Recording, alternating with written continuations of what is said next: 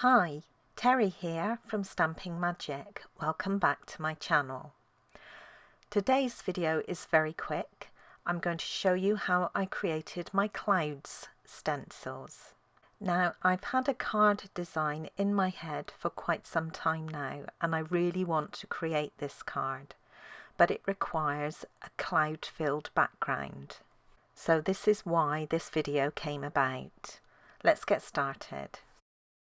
This was my first stencil, and I started with a rectangular piece of window sheet or acetate, and I just cut one side. I then tried one with an 8-inch square piece of acetate or window sheet, and I cut all 4 sides.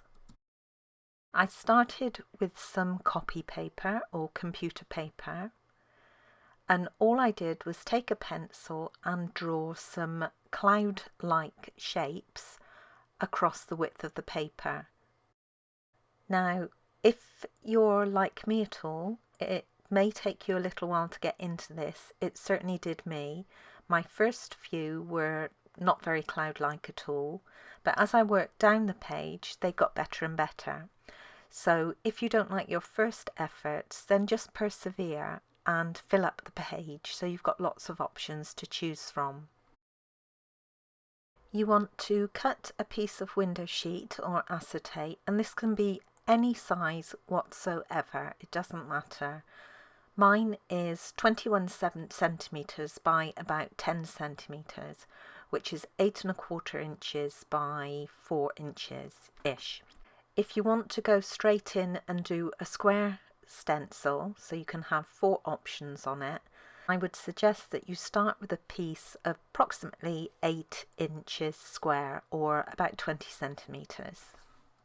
Now all you have to do is choose your favourite cloud shape, take a permanent marker pen, I'm just using a black Sharpie, and trace over the shape onto the acetate.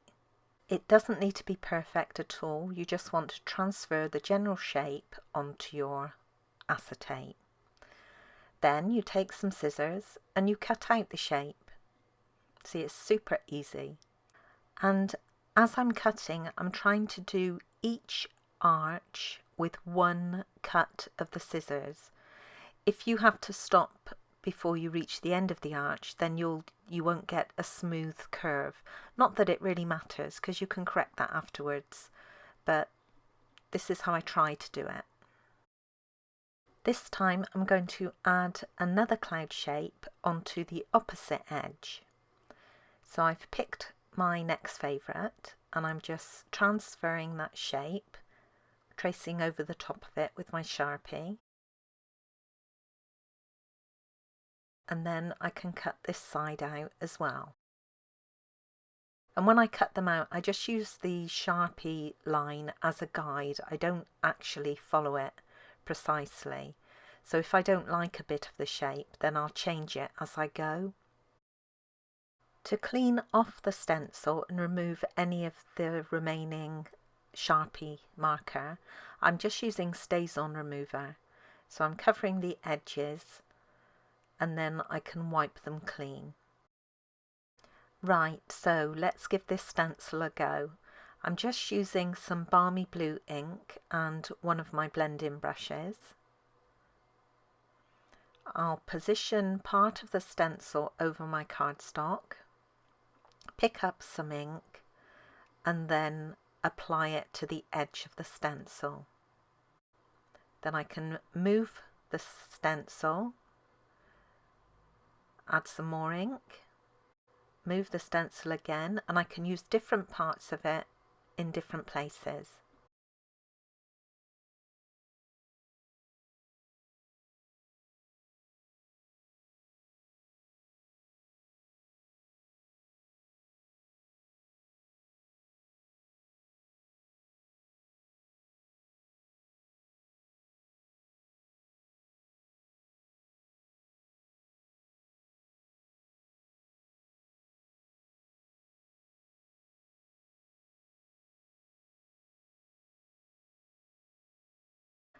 Of course, it doesn't have to be a blending brush that you use to apply the ink, you can use other things too. So for instance, some sponge.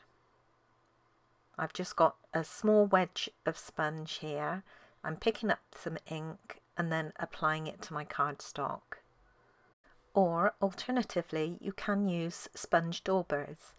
Now, I would rather use a sponge dauber than the sponge wedge because you've got a little bit more control over the amount of ink that you place.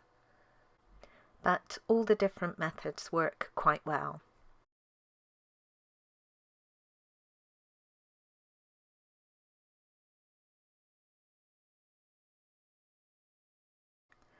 So now I've got lots of cloud stencils that I can play with for any future projects. To clean them, you just need to wipe them off with a cloth, wet or dry, doesn't matter. Thank you for joining me today. I hope you enjoyed this project. If you did, please give it a thumbs up and don't forget to subscribe and hit that notifications bell so you don't miss out on any future videos. Bye for now.